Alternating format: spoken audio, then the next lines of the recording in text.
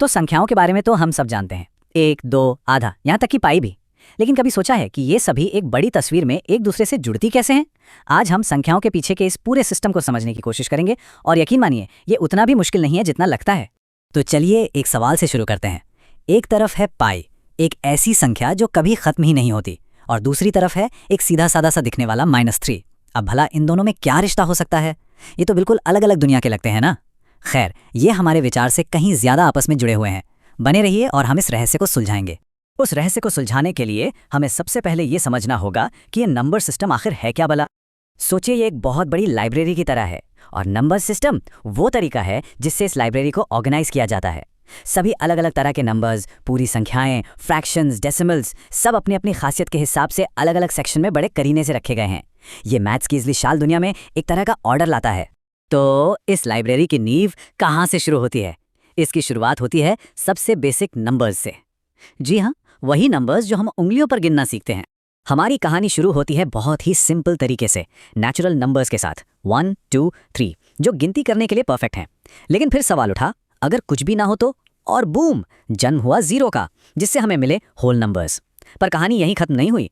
जब हमें उधार या तापमान जब 0 से भी नीचे चला जाए, इन चीज़ों को दिखाने की ज़रूरत पड़ी, तो हमने नेगेटिव नंबर्स को भी शामिल कर लिया, और तैयार हो गया इंटीजर्स का पूरा परिवार। ठीक है, तो अब तक हमारी नंबर लाइन पे कुछ डॉट्स हैं, -2, -1, 0, 1, 2। लेकिन इन डॉट्स के बीच में जो खाली जगह है, उसका क्या? अरे पता है, वहाँ तो एक पूरी की पूरी दुनिया छिपी है। चलिए थोड़ा जूम इन करके देखते हैं। इन्हीं खाली जगहों को भरने के लिए मैदान में आती हैं परिमेय संख्याएं या रैशनल नंबर्स। नाम थोड़ा भारी भरकम लग सकता है, पर इसका मतलब बहुत आसान है। कोई भी नंबर जिसे आप एक फ्रैक्शन यानी p/q के रूप में लिख सकते हैं, जैसे पिज्जा का आधा टुकड़ा यानी 1/2, या केक का 3/4 हिस्सा 3/4। बस एक शर्त है, q की जगह कभी 0 नहीं होना चाहिए। लेकिन कुछ नंबर्स ऐसे भी हैं जो नियमों को नहीं मानते। ये हैं सिस्टम के विद्रोही, अपरिमेय या इर्रेशनल नंबर्स। इन्हें आप कभी भी एक सीधे साधे फ्रैक्शन में नहीं बांध सकते। अगर इन्हें दशमलव में लिखने की कोशिश करें तो ये हमेशा के लिए चलते रहते हैं, बिना किसी पैटर्न के, एक न खत्म होने वाले अनप्रेडिक्टेबल कोड की तरह। हमारा पुराना दोस्त पाए इसी क्लब का सबसे फेमस मेंबर है। तो सीधा सा हिसाब ये है, रैशनल नंबर्स साफ सुथरे होते हैं, प्रेडिक्टेबल होते हैं। आप उन्हें फ्रैक्शन में लिख सकते हैं, और उनके डेसिमल या तो रुक जाते हैं या फिर खुद को दोहराते हैं। और इर्रेशनल नंबर्स, वो वाइल्ड हैं, आज़ाद हैं, कोई फ्रैक्शन नहीं, और उनके डेसिमल हमेशा के लिए बिना किसी लय या ताल के चलते रहते हैं। तो अब तक हमने सारे अलग अलग टुकड़ों को देख लिया है।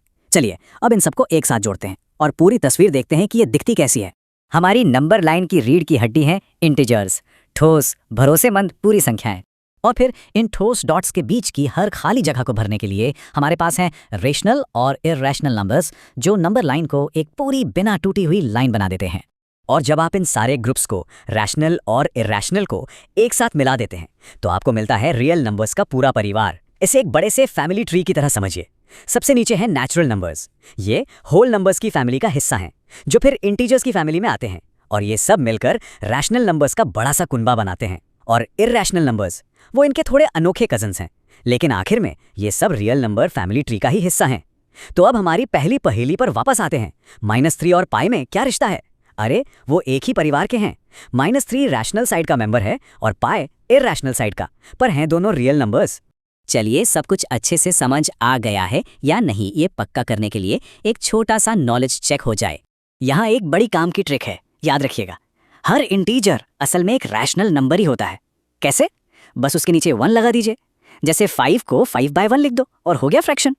और स्क्वायर रूट्स का क्या? वो रैशनल तभी होते हैं जो वो एक परफेक्ट स्क्वायर हो, जैसे √9 जो बन जाता है 3। लेकिन √10 जैसी कोई चीज़, वो सीधा इर्रेशनल की टीम में जाती है। ठीक है, तो एक छोटा सा सवाल, क्या 0 एक नेचुरल नंबर है? सोचिए। नहीं, इसका जवाब है नहीं। 0 एक नेचुरल नंबर नहीं है, क्योंकि हम गिनती हमेशा 1 से शुरू करते हैं। हाँ, लेकिन वो एक होल नंबर और एक इंटीजर जरूर है। ये छोटा सा फर्क बहुत मायने रखता है।